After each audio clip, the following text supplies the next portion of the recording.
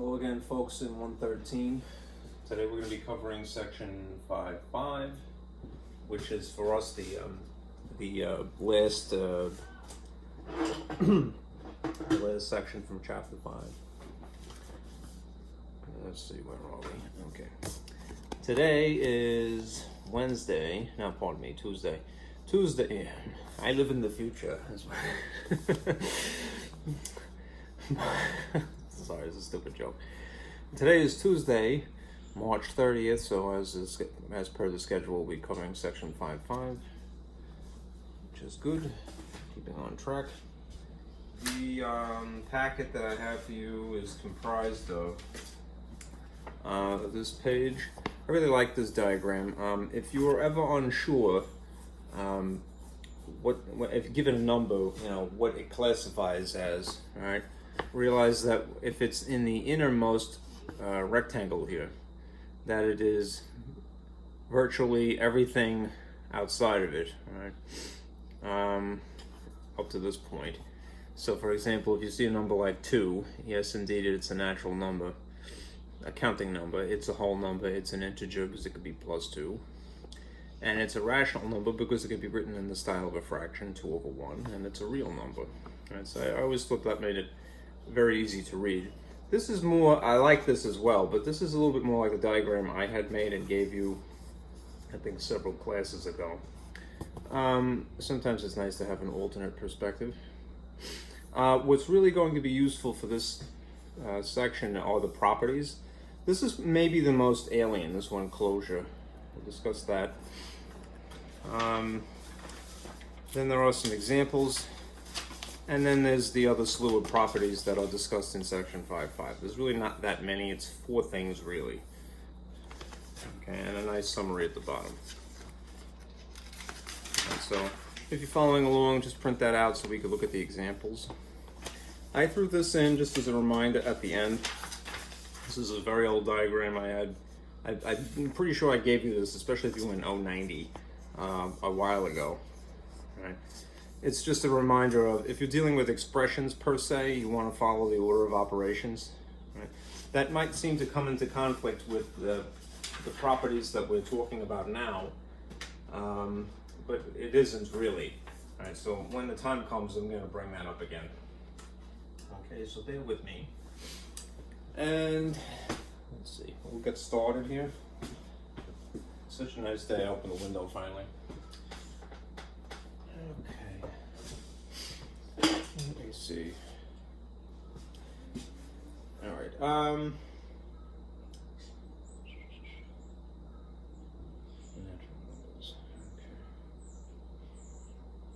right. A couple of things just to remind you. All right. This is old news to you. But it might be worthy to keep in mind. So, the union of what are referred to as rational and irrational numbers, and that union would be symbolized by a U shape naturally, is what is referred to as the real numbers. Right? Real numbers are abbreviated as this sort of 1920s style font all letter. Right? So if you ever see that symbol, just beware that we're referring to real numbers, all right? Which is the mother of these things, if you will. Okay. Natural numbers, you know as well. All right? Natural numbers, which are abbreviated or symbolized by the capital letter N, all right, are the natural counting numbers. And so if you were to put them in fancy braces, there would be something like 1, 2, 3, 4, 5, and so forth into infinity. They are whole numbers, but they start at 1, and the reason for that is that they're the kind of things that you would count on your hand, right? Then there are similar sounding things. All right, I'll put it adjacent. They're all whole numbers, which to my knowledge do not have an abbreviation. Whole numbers are remarkably similar, except that whole numbers also include 0. Right? They're not the natural numbers. They're not the kind of, you don't usually count 0 on your hand. You generally don't bother. Right? You could form a 0, granted, right? But we don't usually take the time to do that. Right? And then there is another thing, right? For the sake of comparison, right? The integers, of course.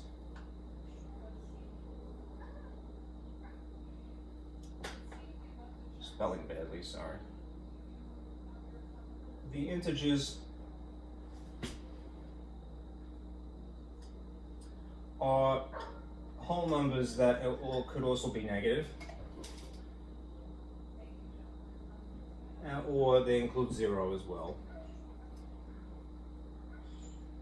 So you might see them in roster form like this, right? For your own sanity, right, just make this distinction, all right? We're talking natural, we mean things that start from 1 that are whole numbers. If we're talking about actual whole numbers, we start from 0. All right? If we're discussing integers, they are whole numbers. You notice that there are no fractions in here. No fractions, no decimals. They are basically a positive or negative whole, or the number 0, right?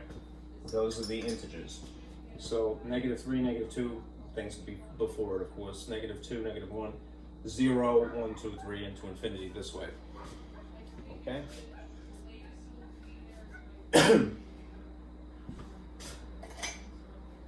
Which means if you had to classify, that's if you were doing the MyLab assignments, that is one of the things they ask you to do. They'll throw a number at you and say, well, what does this classify as? You know? So for example,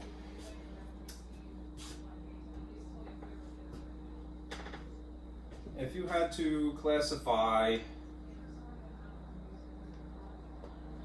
1/4, 1/4, or classify the number 3, or classify the square root of 2, right? What would these, what categories would these fit under? Right? They may incorporate some of these and maybe not. Right? When you're doing that, maybe refer to this diagram first, right? Or if you feel more comfortable, this diagram. Right? You could use the one that I had given you a long time ago.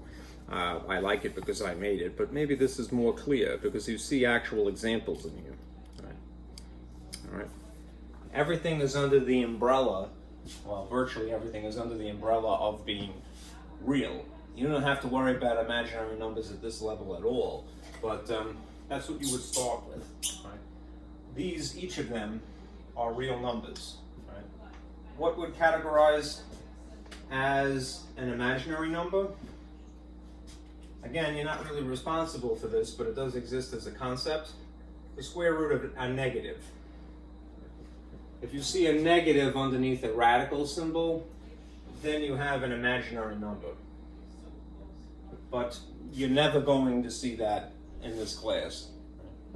And very likely it wouldn't come up as a topic in the field of teaching until maybe middle school. It's more likely high school, and the latter half of it. All right, so you would start with that category. All right? Then there is whether something is rational or irrational. Remember, and I'll just put it here for reference, what is rational basically can be a fraction. So therefore, what is irrational, like pi, can't be a fraction. This is 1/4, which is already a fraction, right? So we would also include this as being rational. All right. What about the number 3? Can you make the number 3 look like a fraction? You can. You could stick a 1 under it very easily, right? And because you have the ability to do that, it also is categorized as being rational. But then you have something like the square root of 2. The square root of 2 is 1.41 something into infinity. It's on the order of pi. All right? It's like pi. And therefore it is infinite and non-repeating. that may sound like a contradiction, but what it means to say non-repeating is that there's no perceptible pattern to it. Like you don't see like it says 0.3333 forever and ever and ever. Something like 0.3 repeating comes from a fraction, but something that is just a string of seemingly random, it's not really because it's unique to the number, but a seemingly random digits would be non-repeating. Right? So if these both conditions are occurring simultaneously in the figure, the number, then you would say that this is irrational. And what that means is that it can't be a fraction.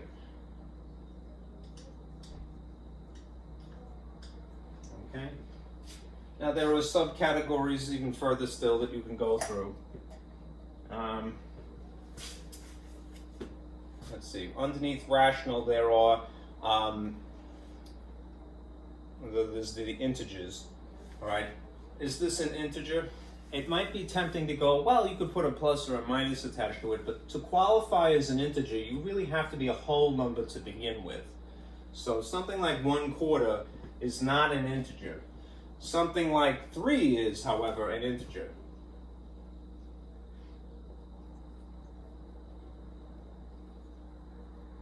Because you could put a plus in front of it, all right? And it is also whole. Okay?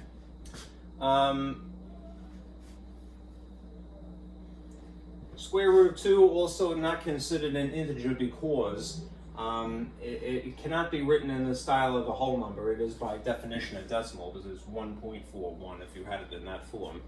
All right. So whether you put a plus or a minus here, in reality would be potentially one or the other. It's not going to classify as an integer per se. All right. That's why I wrote this here. All right. Remember, integers have to be whole to begin with. Yes, they have a sign, a positive or a negative, but that's not enough of a distinction. All right, they have to be whole first. Okay. Would 1/4 classify as a natural number per se? No, because it's not the kind of thing that you would count on your hand.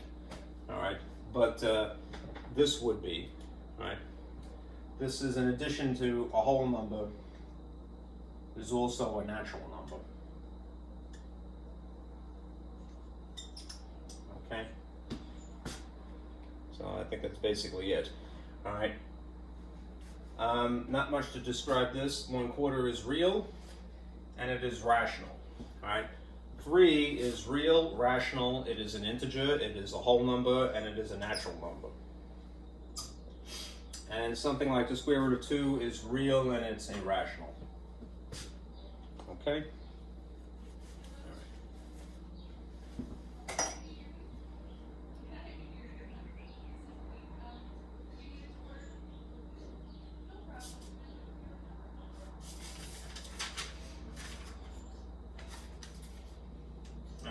Let me give you an overview diagram as I'm inclined to do, and then we'll go through the properties.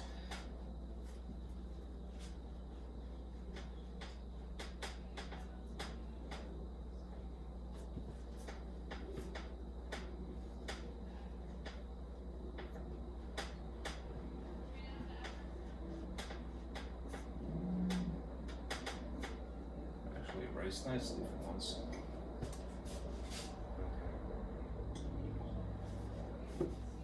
There are naturally more more properties than just those that you will see here. But let's just make an overview here. Properties of section 5.5.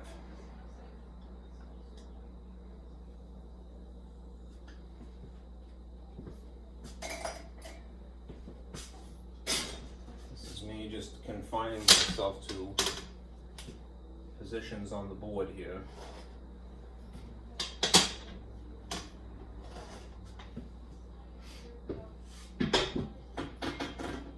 There is firstly the commutative property.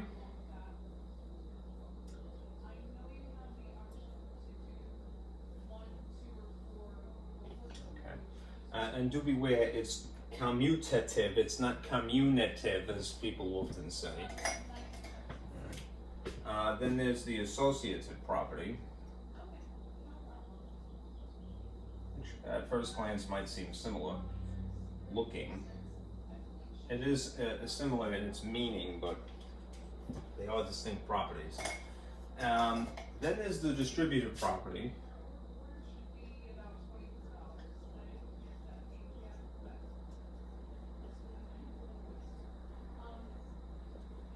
And lastly, there is this other one, which I'm going to put up here because it's rather different than the other ones. Closure.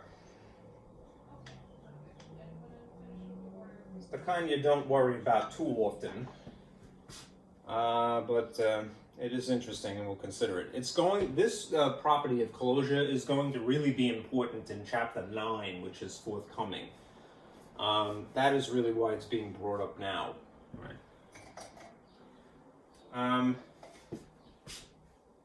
Let's just call these the big three, because they're the most practical, right? But then there's this other one, right? So put a little star here, right? This will be important in Chapter 9 especially. All right, now there is a commutative property of addition, and there's a commutative property of multiplication. And similarly, there is an associative property of addition, and there's a there's an associative property of multiplication. Right? When it comes to the distributive property, although your book doesn't really go into it, this is in general the distributive property of multiplication. But then you might see one of two terms. They might say over addition. And then in theory there is another one which is over subtraction. Not much of a distinction really. I'll give you an example momentarily. Okay?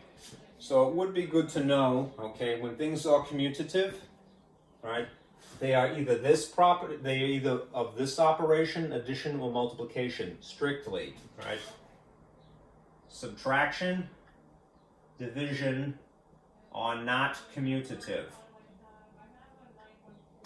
Okay, beware of that. Associative, again, there's an associative property of addition and multiplication, strictly, right? There is no associative property of subtraction or of division, right? They're not associative. Right? When it comes to the distributive property, it's a multiplication property, but what might be involved in it somehow is, and this is usually the case, adding. But in theory, there might be a situation where you're subtracting instead. Right? My feeling is that this is more practical in algebra. But you can extrapolate this and utilize this basic principle. You'll see it's a model that we follow in the field of arithmetic. I'll give you some examples when we get there. Right? All right. Now, as for closure, I regret putting it in green because I think it might be a little bit hard to see. So what I'll do is I'll write a little bit about it here, right? And maybe I'll just do it in black because it's easier to read it, right? Closure, right?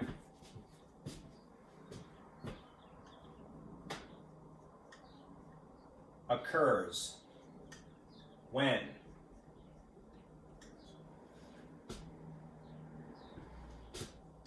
an operation performed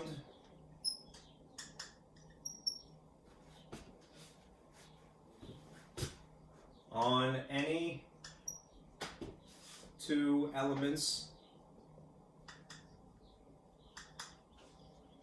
of the set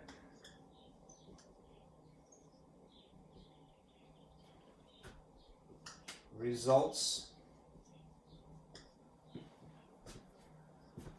only in another element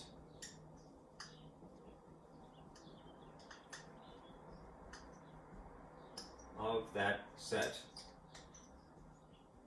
That's a mouthful, and it could be a little disturbing, so let me emphasize certain phrases. I try to emphasize words oftentimes by capitalizing. That's why you may see me shifting from capitalized to sort of lowercase.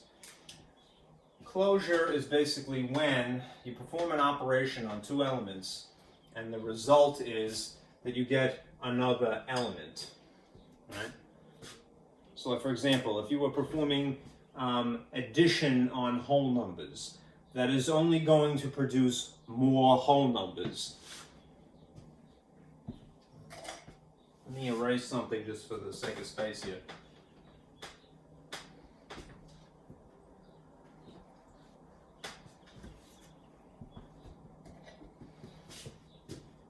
An example of something that is closed, right?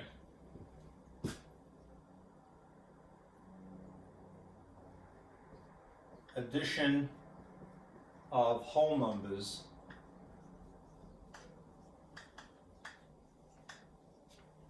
only produces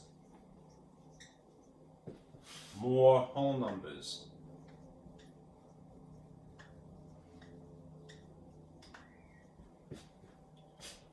And in that instance, what we say is the set of whole numbers, therefore,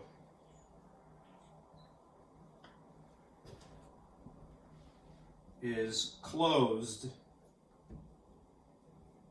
under the operation of addition. Again, this is a little alien. I don't really want to corrupt your opinion when I say that. But, right, don't just etch-a-sketch. Right, just kind of save it in the back of your head. It'll be important when we get to Chapter 9 to understand the material from Chapter 9. Right? The set of whole numbers is closed under the operation of addition. Why? Because if you add whole numbers, it only produces more whole numbers. Right? It doesn't produce some other category of number. Okay? So just kind of save that as an example. All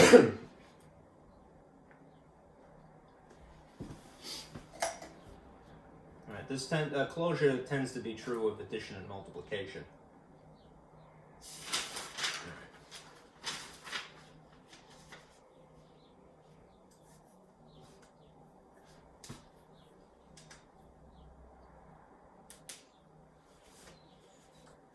Let me pull up my projection for a minute here because I kind of jumped the gun a little bit.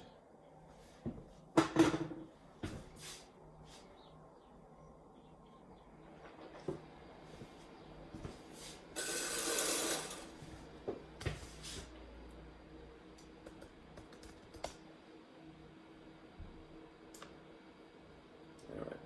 In the examples, this first thing, that would have been basically the question of Part A.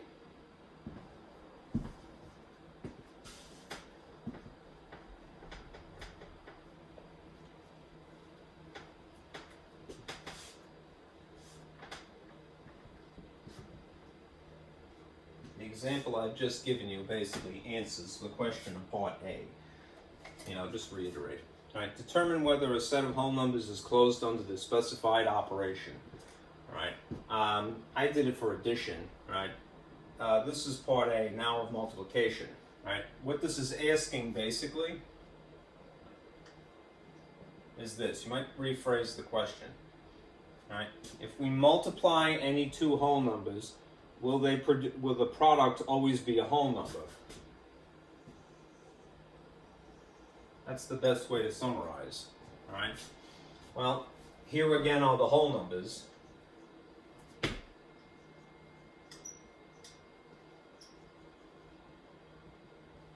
0, 1, 2, 3, and it goes into infinity. You can't list all of them. But you can get a pattern going. Just remember, whole numbers include 0. And you can try a few, right? What is 0 times anything? Just 0. So 0, so far so good. The very first whole number produces nothing but 0. Next one would be 1 times anything. What's 1 times anything? Itself. So if that anything is another whole number, then it's only going to be a duplicate of itself. So far so good. If you multiply by 2, 2 times any whole produces what? Evens, right? Which are themselves whole. Okay. And you could do this forever and ever, really. All right. If you did a whole number times a whole number, would you get a whole number? All right. 4 times 3 is 12. That's a whole number. 5 times 9 is 45. That is a whole number. It consistently shows that if you have a whole number times a whole number, you're just going to get another whole number. So you would say, yes, it is closed, this set of whole numbers, under multiplication. That would be true. It is, again, a little bit alien, but it is, it's really not that complicated if you dig deep enough.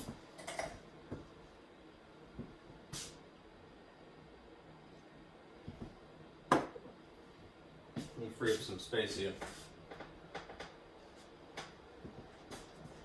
All right, the next thing is, what about whole numbers and division? Determine whether the set of whole numbers is closed under the operation of division instead. In that case, if we divide any two whole numbers, will the quotient always be a whole number? That's really the essence of this. Well, you could start with the list of whole numbers again. Right.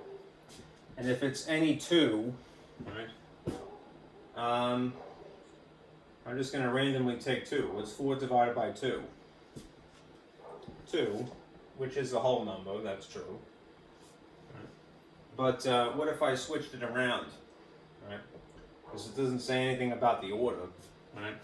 What's 2 divided by 4? Well, it would technically look like that in the rational style. And that is the same as a half. And a half is equal to 0.5. Right? So, is 0.5 a whole number? No.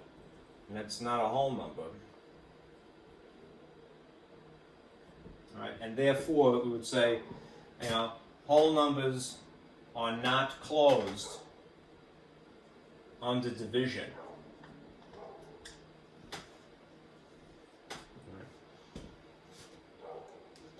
Right? The order is very important in the case of division.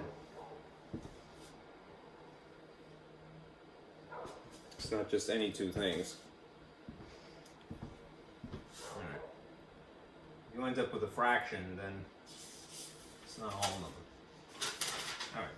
Now, let me point at something else for a moment. I'm going to show you the paper that is the main 3 properties, these 3.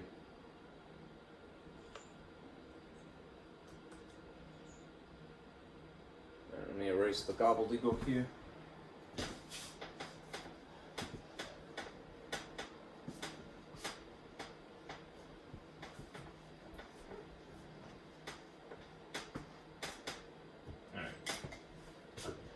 These are the models that we are often taught, right? I could swear in my own life, I remember being probably in 3rd grade or 4th grade when I had first been shown the model that is the commutative property. Use letters to represent A as in any number, B as in some other number. All right? And there's a commutative property, as I mentioned, of addition and also of multiplication. What is essentially being explained here, and what is more practical, and the reason to know it, is that it means essentially this.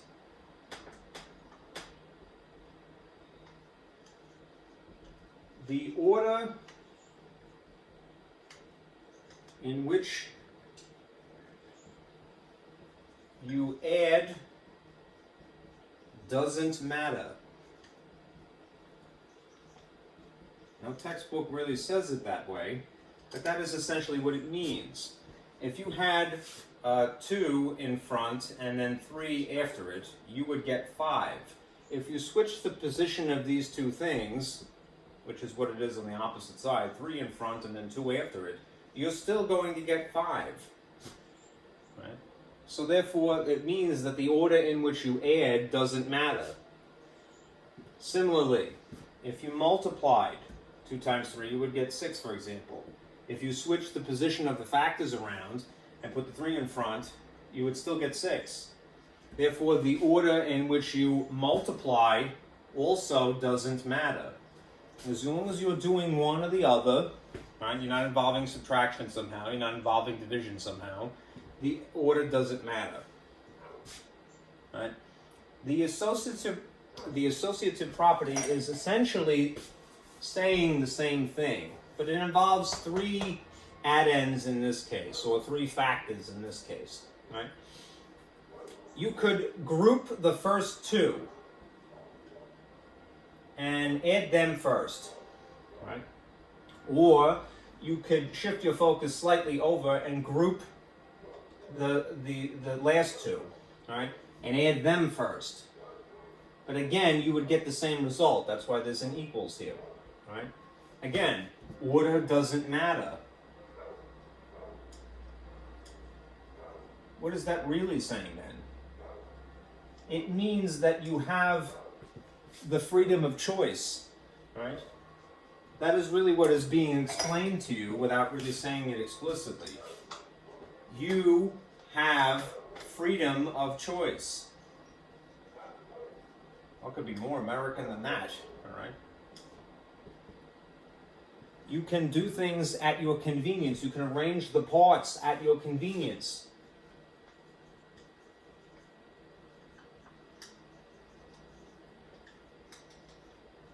To your liking, to your convenience. If something is less complicated in a different arrangement, you have the artistic license, the freedom of choice to do that yourself, right? There's one thing that you have to overcome, which is the I don't know if that's the correct word, timidity, if that's not really right, to be too afraid to deviate slightly from what is given to you, right? You don't have to be like a bull in a china shop and just run roughshod over everybody else. But when you're doing a calculation, you can exercise a little mental flexibility, all right, and artistic license, and arrange the parts to your convenience. That's what these 2 properties are basically saying, right? The order doesn't matter if you're just multiplying. The order doesn't matter if you're just adding. Okay?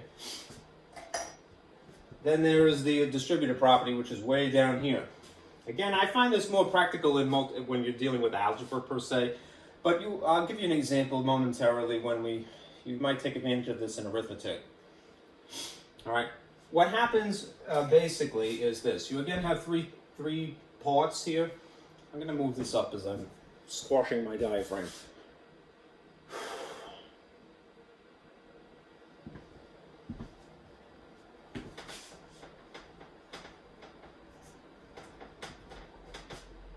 Cutting off my air supply. When you have a situation like this, the model is trying to illustrate 3 parts here, right?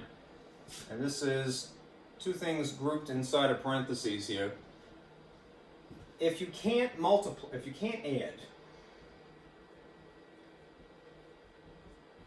add the contents of the parentheses, right? Whatever they are, then what you can do is you could distribute the outside content to each of the inside contents. That's a more practical way of looking at it, right? This is that symbolically, right? A times B would be AB, right? There's still a plus in between them, right? And A times C, more concisely written, is AC. So for example, if you had something like 2 times x plus 3, right? You can't actually add these because you don't know what x is. But what you can do by taking advantage of the distributive property is at least dismiss this parentheses. You might say that it is more simplified as a result of that, all right, by distributing the outside content to each of the inside contents. You legally get something that is equivalent. 2x abbreviated, and then the outcome of actual 2 times 3, which is technically 6. Okay? Sometimes it's to your advantage to have something in factored form, which is what this is. And sometimes it is to your advantage to have something in expanded form, which is what this is. Okay, again, get in the habit of engaging mental flexibility. All right, you could look at something one way or another.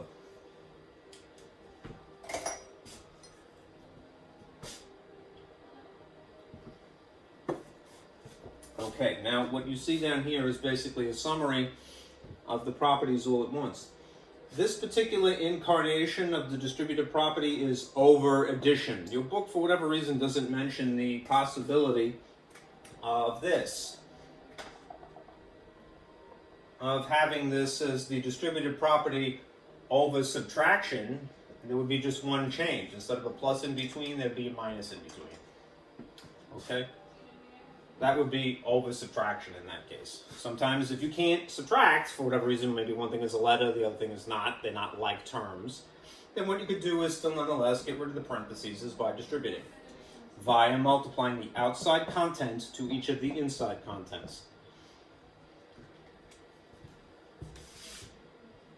Okay, now let's do some more examples.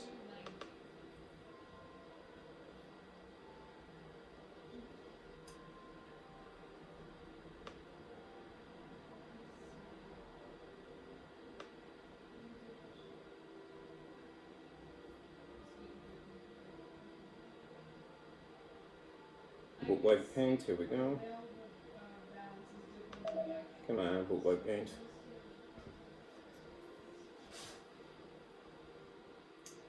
Any year now would be great.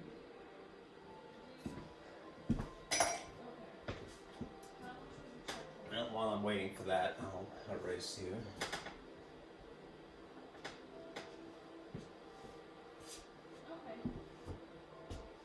And get some water. Yeah, that's good. I have a sneaking suspicion that's going to crash.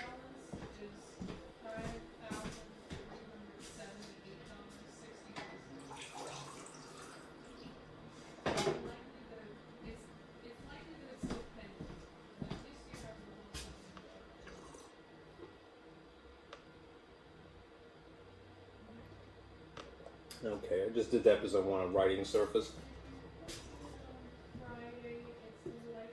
Alright, taking, perhaps, unless you have it memorized, and that would be cool if you did,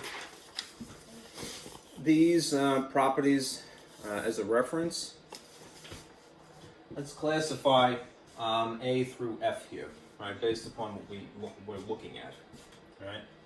Alright, this is written a little bit more concisely for A. Right, but it is essentially x times 9, and then on the opposite side it's telling you that 9 in front and x after it. They tend not to use multiplication x when they have a variable x simultaneously, which is why there's a dot here instead. And on this side they've done the ultimate in conciseness, they've just pushed them together, which is often the case. Alright, but it means that. This is an example of the commutative property, right? Of multiplication specifically, because that's the operation going on here. Okay. B is this example here. Right. On one side you see a parentheses, and on the opposite side you do not, of equals, you don't see any parentheses. What you do see is that there is a number 3 in 2 places here. This is an example of giving the 3 to each of these contents. Right. When you give the number 3 to the contents of the parentheses each, and you get 3x essentially plus 15, they just didn't bother to write 15 here, This is the distributive property. Right. Of multiplication. Right? It happens to be over addition. Over addition because that's the operation on the inside here. Okay. Moving on. This one is probably a trick question. This is C, actually, the way that this is arranged. So I'm doing it out of order, sorry. C. All right. And I'll just finish E here since I'm going down. All right. It might be a little hard to see. What you notice in parentheses is there's two things, a coefficient and a variable, 2 and W, in tandem. Right. E has this content, 2W, and then it is being multiplied by 6. And then on the opposite side of equals, you see the 6 in the front, and then those two contents written like so. Right? Now you might get a little worried about this, but it's multiplication, right, first of all. And even though this is comprised of two parts, when you see things grouped like you do here, you can kind of think of them as being one autonomous chunk, right, rather than two distinct things. Right? There's no addition going on in here or anything like that anyhow. All right. This is an example, once again, of the commutative property. All right, because you notice what happens is that these two things, the second autonomous thing, 6, is just switched around. It's in the front here. This is the commutative property of multiplication again. Okay. Now over here you have maybe something of a trick question. This is B.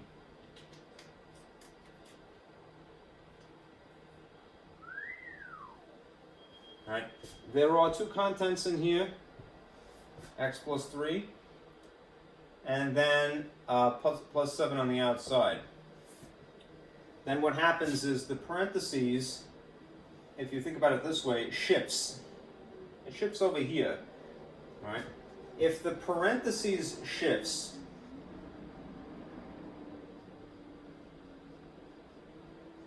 rather than the contents, then what that means is that this is the associative property.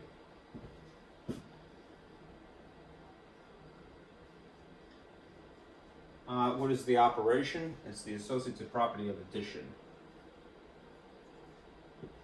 Okay.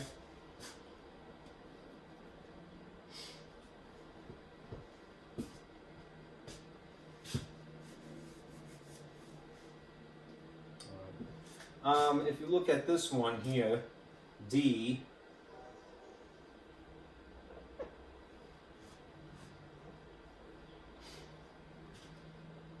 you know what, I'll write that in black just not to make it conflict.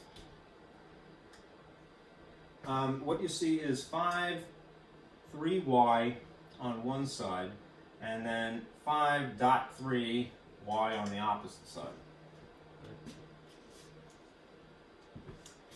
The operation is multiplication in this case, right? Because you just have dots, or you just have things pressed together, all right? This is another example of the parentheses basically shifting, only now it's shifting backward rather than shifting forward as it had in the other instance. All right. In the last instance, you see x plus 3, one content is the same, one content is different. They both have 3's on opposite sides, but one is an x and the other is 7. This is a shift in the parentheses. This is the same thing. It's a shift in parentheses. Therefore, it is associative, but it's the associative property of multiplication instead.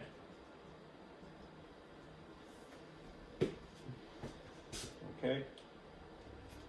This last question, I should alert you, is a trick question.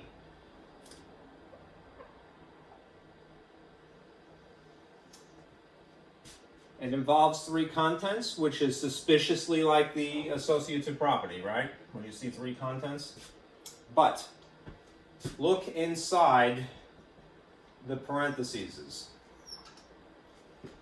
They both involve a z. They both involve a 4, right? So the parentheses themselves did not shift.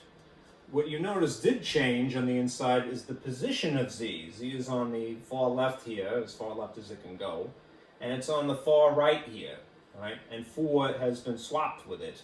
This is really a trick question. This is the commutative property of addition, right? It's just disguised to kind of look like associative property.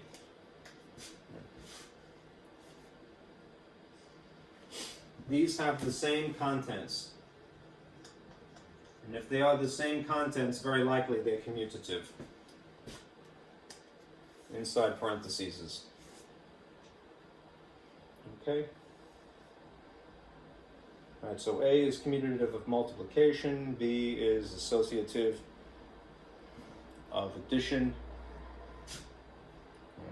C is distributive property,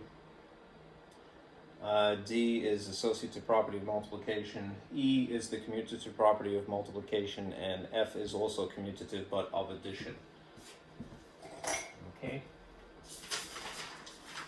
Alright, let's do some examples that are further still. Maybe expand this. Alright. You know what? I might get away with not having to project this. I think I will. So I'm gonna write these just myself.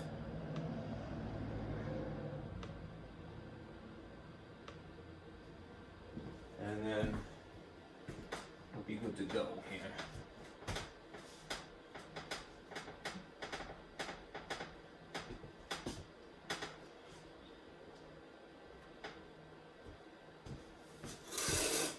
Spare the bulb here.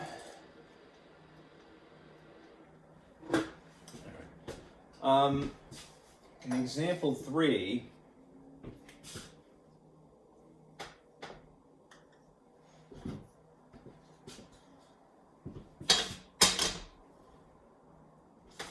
they're asking you to simplify, and that's it really. They're not asking much more than that.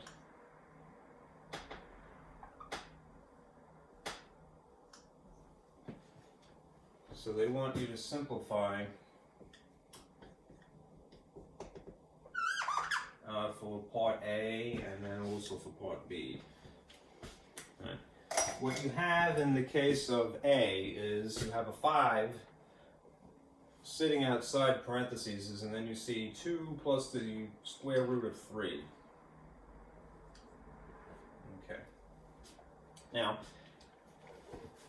if you were going to attempt to add the contents here, the only way that you would be able to write these would be exactly as you see them. At least if you're trying to preserve all of infinity, that is the square root of 3. It's 1.7 something, right? Could you make this 1.7 and then add 2 to that and get, 3.7 something? Yes, you could. But what would happen, it wouldn't arguably not be simplified because you would have to chop off infinity. To have this symbol is considered better because it is exact. Right? Even if you can't see the entirety of something because it's infinitely stretching, that symbol represents the entirety of it. So it's better to have it than to not have it. Anyhow, you wouldn't be able to do much with this beyond writing exactly what you see on the inside, 2 plus square root of 3. What can you do? If you employ the distributive property, then what you can do is multiply each of these contents by the outside content. All right? That at least will get rid of the parentheses. All right? So what is 5 times 2? It's just 10.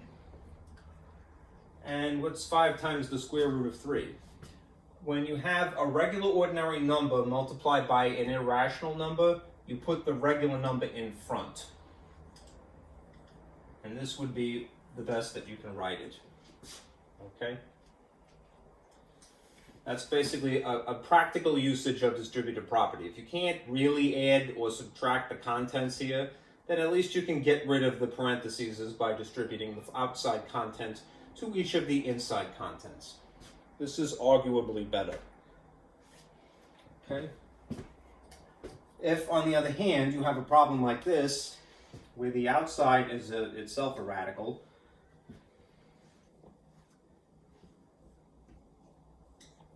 And you have almost the same situation.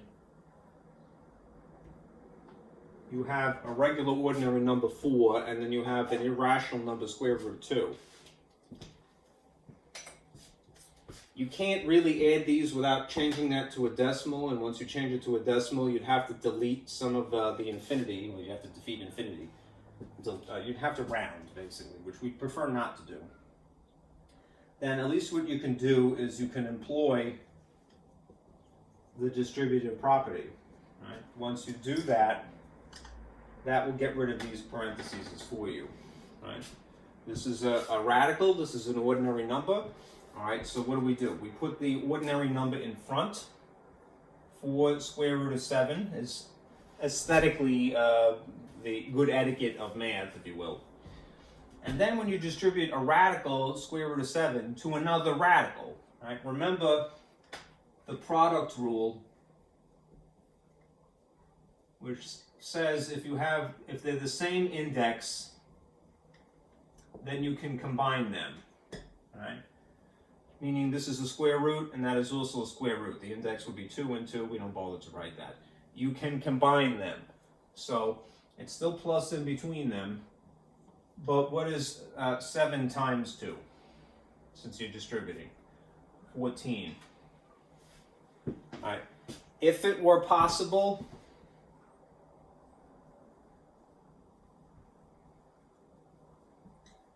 to simplify further, then do so. It isn't in this case, all right? You're stuck with that. If you attempted to factor this, you'd end up with exactly what you started with, the 7 and 2 again, all right? So this is as good as it's going to get, okay?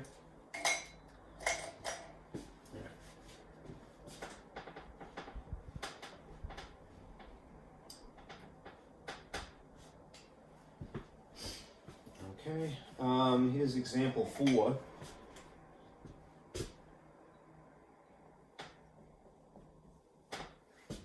And again, asked to simplify. But what are you given? You're given an algebraic expression, x plus 5. Right.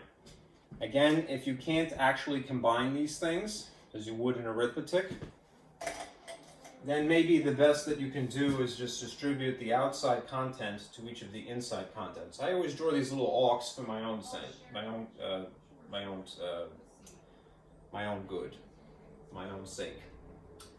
So 2 times x abbreviated is just 2x, and the outcome of 2 times 5 is just 10, and you would have that. Now, I want to give you another example. This is not in the book, but I think it's practical. So humor me, please. Suppose you had a situation like this. This is an example of basically exercising freedom of choice for convenience. For the sake of convenience. All right, again, you have to overcome any timidity, if that's even, I'm struggling to find the word that I'm looking to say. All right. If you are afraid, to change what's given to you too drastically, I wouldn't blame the student, because a lot of times, especially in the United States, we're told that, oh, no, you're not allowed to do this or that, right? You have a lot of freedom. You have more power than you think, all right? And this is a perfect example of that, all right? Suppose that you are given this problem. And I'll do it 2 ways. 3 times the contents 4 plus 5, right, versus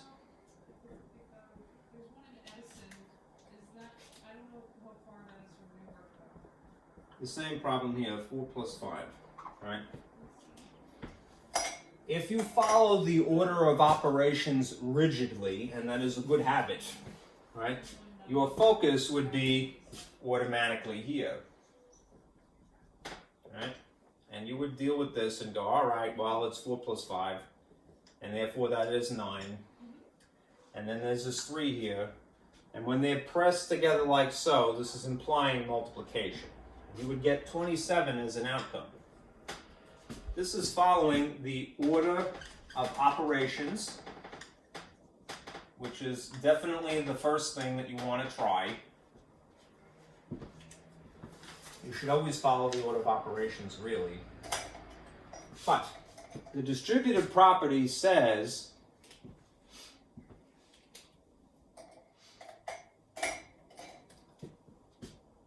that you have an alternative. Because this is involving multiplication and the addition operation on the inside of parentheses here, the distributive property says if it is a convenience for you, then what you can do instead is multiply the outside contents to each of the inside contents, right? In which case you would get what? 3 times 4 is 12, and 3 times 5 is 15. And then add them as an afterthought,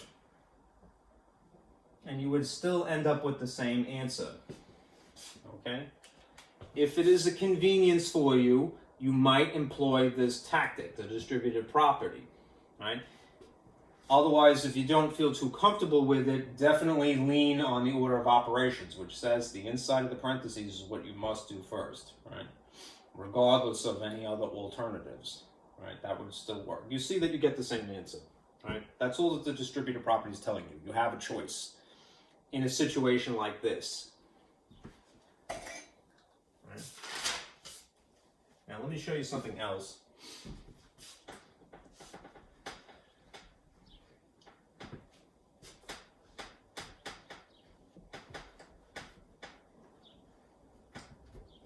Let's call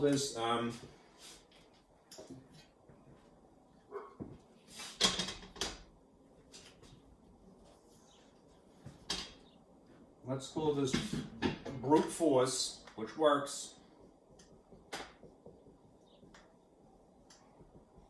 versus, all right, exercising the freedom of choice that is the distributive property, basically. Being a little bit more strategic. All right, you'll get the same answer either way, all right? And I'm here just to tell you, you have the legal right to try it one way or the other. All right. This problem. 102 times 11. Here it is written in the traditional way, sort of horizontally. This is the operation multiplication. If you do it, and you should be able to do it this way, the more brute force way, all right? By hand, right? The way that we are taught, at least historically, in the United States, would be to stack these things. I'm going to simulate graph paper because I have to. I have no actual graph paper. And I want to encourage you again, if you're in the position of teacher, give your kids graph paper to write on, right? Because it will resolve the issue of messy, sloppy handwriting that causes them to get a problem incorrect. All right, that is often the case. They make a mistake, not because they don't understand the concept, but because they have bad handwriting at this stage. You know, they might get better naturally, and that is a goal too. You want to get them to have better handwriting. All right. I'm going to take the longer number when I multiply and fit it in these columns here like so. All right. And then I'm going to take the shorter number and write it immediately underneath it. All right, and I have, as you can see, some scaffolding here on graph paper. The good old tried and true works 100% of the time if you're doing it correctly as far as the procedure is concerned. It is this, all right? You distribute more or less the bottom contents to each of the top contents, all right? Now, there may be some other technique that you were taught, and that's cool. I got nothing against it. But humor me, I'm doing this brute force because I know it works. 1 times 2 is 2, right? 1 times 0 is 0, right? 1 times 1 is 1, right? And now that I've exhausted all possible combinations, all distribution here, I'm going to now fill in yet another column here, all right? Another row. All right. What you then do is you put a placeholder here. Some people leave it blank.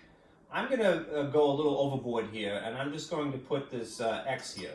Right? This is a placeholder.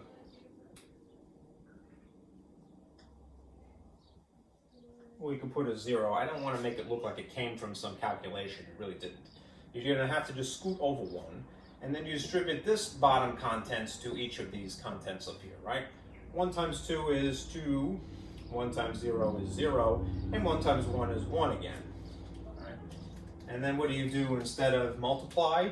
You add in this case. All right? Which is why the end result is the following. All right? 2, 2, 1, comma 1. That's the way we do it in the United States. We put a comma instead of a period or anything like that. 1,122 is the answer. Done brute force. Again, this technique of doing it is the way you should start teaching it, all right? If you were not taught this, don't reproach yourself, of course, but realize that it is important, all right? When you are dealing with more sophisticated math, you need some foundational technique for doing this, okay? All right? You can't just rely on your calculator. I'm sorry, I don't mean to be hostile about it, but, all right, there's a lot of damage that has been done in the past 20 to 30 years in elementary education because some damn fool who was in charge said, let them use a machine to do everything. All right? So we have to fix that. All right, now, here's the strategic way of doing it. Same problem. Suppose that you had this. 11 times, I'm just changing the order. All right?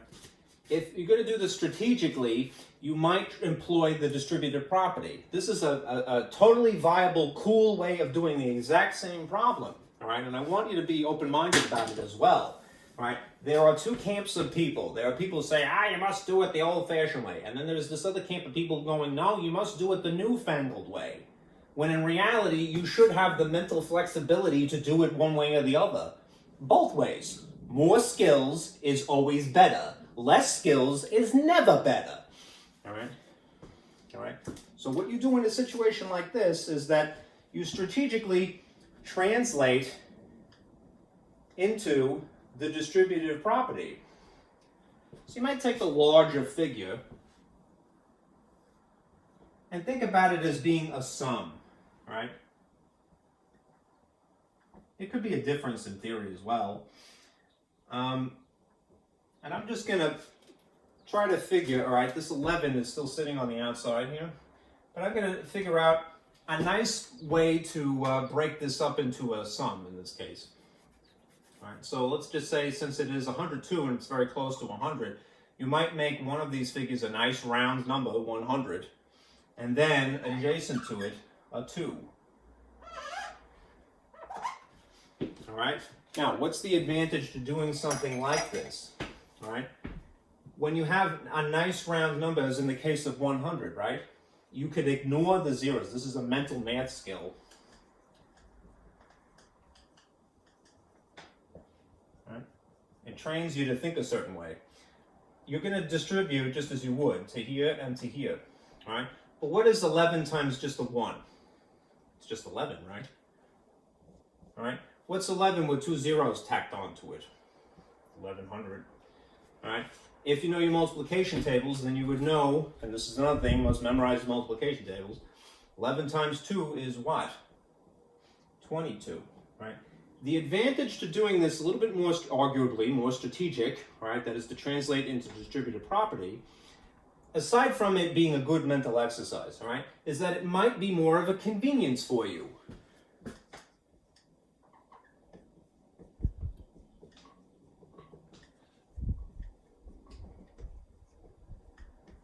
And convenience is a good thing. It's not a bad thing. Don't try to talk your students out of doing something that is convenient. All right?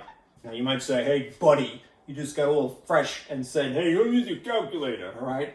It's not the same thing. All right? A calculator is something that you should be able to manipulate at the point that you already know how to do this by hand. All right? If you just teach a kid from an early age, like 8 years old, to go beep, boop, boop, and press a bunch of buttons, then you're absolving them from the actual exercise. You're denying them the experience, all right? You're hobbling them, all right? And as a teacher, I'm telling you, I'm sorry, I always get a little emotional about it, all right? There's been so much damage that has been done in the United States, all right, in the past 20 to 30 years where we have basically utilized the convenience of a technological convenience, which has unfortunately depleted our skill set, all right? You can't do that. You have to give people more skills, not less skills, all right? Anyhow, to complete this thought, when you add these, you know that you add them in columns, right? You get the same answer, all right? All right? The distributive property exists as a convenience, all right? It is not a bad way of thinking, all right? Teach your students, teach your children, all right, that to engage in an act of mental flexibility, all right? You could look at it one way, you might look at it another way, all right? Do not throw away the old ways. The old ways are good, all right? They lasted because they work well, all right? Don't be a closed-minded fool either and say, I'd never teach them something to look at it a different way. All right? Right? Mental flexibility. This is the way we all should be trained to be. Okay?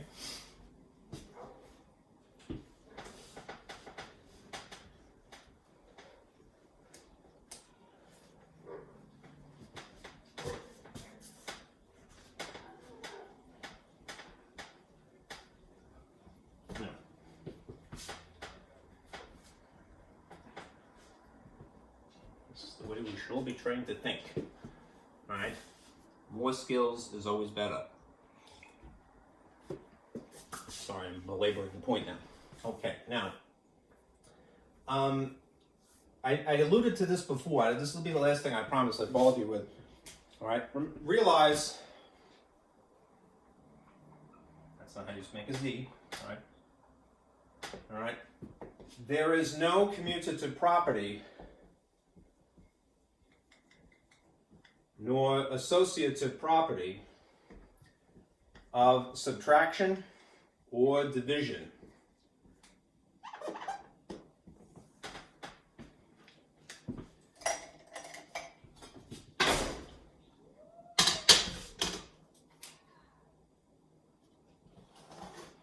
All right, and here's proof of that. All right, all right. What is the advantage to having a commutative property or an associative property? Basically, these are telling you that order doesn't matter.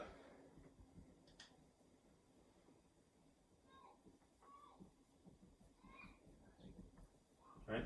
So if there is no commutative property and there is no associative property for these particular operations, then that means that order does in fact matter for those things. Now here's evidence of that. Take something easy, right? If you had a number like 3 minus 2, right? And you just decided to switch the positions around according to commutative property, this would be the case, right? The model says if you switch the position of these, if they are in fact commutative, then you should get the same result, right? I'm writing it myself. There's never been a... Right? What is in fact 3 minus 2? 1, right? What is 2 minus 3? Well, if you remember our integer rules, right? Technically this is a positive 2 and this is a negative 3, so you would subtract to establish the digit of 1, but the sign of it would take the sign of the larger magnitude, right? Which would be negative 1, right? Versus what is this? This is positive 1, right? Is positive 1 equal to negative 1 is the real question here. Right? They're not, right? Now, they look suspiciously the same, right? But think about them in terms of a number line, right? where are each of these things in respect of 0? Well, -1 would be over here in respect of 0, right? And +1 would be over here in respect of 0. They're not the same location. So even though they have the same digit, they have the same magnitudes, this is what makes them not equal, right? Because they're not the same location, right? All right. Therefore, there is no commutative property of subtraction, right? For example. Right. Similarly, if you had a situation of division, all right, we kind of did this before anyway, but 10 divided by 5 compared to 5 divided by 7. Pardon me, 5 divided by 10. I'm losing my mind here. All right. If, in fact, there was a commutative property of division, and no, there's not, all right, then you would be able to switch the order around to get the same answer, right? What is 10 divided by 5? 2, right? What is 5 divided by 10? Right? It would be a 5 on top, or in theory, a 5 inside the box and a 10 on the outside. And what you would get is basically a half, right? Which again, is, because that's 5 over 10 simplified, right? Or you could say it's 0.5. And these may look suspiciously similar, right? But they're not the same, all right? Because this is a whole number, and this is a fraction, or in this form, it's a terminating decimal, all right? They're not equal, all right? Which means order matters. That is the whole point of this, all right? All right? There is a commutative property of addition. The order doesn't matter if you're just adding. There is a commutative property of multiplication. The order doesn't matter if you're just multiplying. Okay. But not so for subtraction or division. All right. Now, what does that mean in terms of the order of operations? You should follow the order of operations, all right? It isn't saying that you shouldn't do that. But if you are in a situation where you have only addition going on, all right, or if you have only multiplication going on, then you have more freedom, okay? All right, or in the instance of distributive property, you can get away with manipulating it as such, all right, which is kind of those two things in tandem, okay? So, remember, mental flexibility, you can do things more than one way, as often is the case in math, all right? There's not just one way to do something. You have to end that debate once and for all.